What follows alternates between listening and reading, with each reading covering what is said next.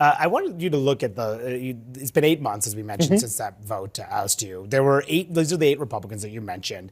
You see them on your screen. What is the first thing that comes to your mind when you see them? Dysfunction. You see the dysfunction. I mean, they all do for different things. I mean, the one leader is just trying to protect himself because of an ethics committee, and so that's all what it's all about. What's up, everybody? Major Retired Richard Ojeda here. Appearing on CNN's Inside Politics, McCarthy didn't hold back, calling for Gaetz' persecution in the moment that had viewers glued to their screens. Is it simply because he led the charge to push you No, out? I just don't think Gaetz is a conservative. I mean, and if you think about it, if there's anybody who should go to trial, I mean, Gaetz is one who should be convicted in a trial. Why? Why do you say that? Well, we all know the challenge here. You can't sleep with underage women and think you can get away with it. I mean, He denies that. Well, the women don't, and so there's people in jail because of it, and I think that's a place where people should have a court. I just don't think that as an individual should be represented in Congress. I don't think the constituents would want that either.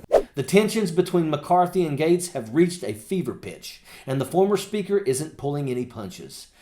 And I'll give you the truth why I'm not Speaker. It's because one person, a member of Congress, wanted me to stop an ethics complaint because he slept with a 17-year-old. An ethics complaint that started before I ever became Speaker, and that's illegal, and I'm not going to get in the middle. Did he do it or not? I don't know. But ethics is looking at it. There's other people in jail because of it. And he wanted me to influence it. And you know what? So then they come out and they say, because I kept government open. I'd do it all over again. The ethics investigation into Gaetz, which McCarthy referenced, has only added fuel to the fire, with McCarthy accusing Gaetz of obstructing justice. This is a guy that the media didn't give a time of day to after he was accused of sleeping with an underage girl.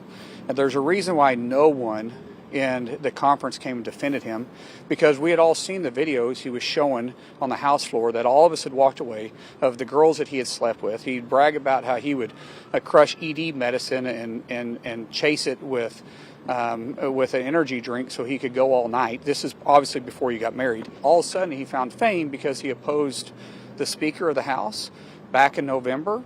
And he's always stayed there, and he was never going to leave until he got this last moment of fame by going after a motion to vacate. It's important to know Congressman Gaetz has never been charged with any sex trafficking crime, and he gave this statement to CNN in response. I don't think Mark Wayne Mullen and I have said 20 words to each other on the House floor. This is a lie from someone who doesn't know me and who's coping with the death of the political career of his friend Kevin. Thoughts and prayers. Gaetz, ever the political insurgent, has been at odds with McCarthy since his ouster from the Speaker's office. The conflict has only deepened, with Gaetz relying on President Trump's support as his shield. Have there ever been any conversations between you and the former president about Matt Gaetz and his decision to throw you out? Was he supportive of that? I don't know how close you probably think the president is to Gaetz, but you should figure that out. They're not actually that close?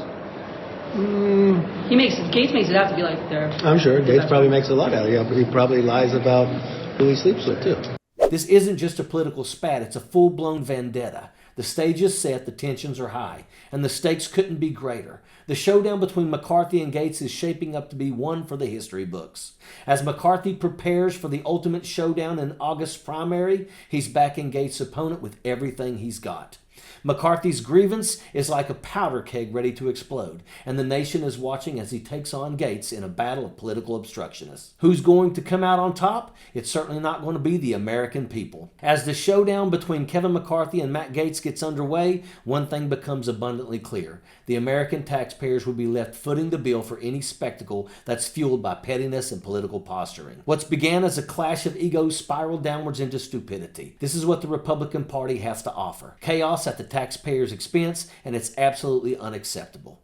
These two jackaloons can go round and round, but it's up to us voters to finally knock them out this fall. Let's throw in the towel on both of these losers, because we deserve better. And that is an absolute fact. Sappers clear the way, airborne all the way.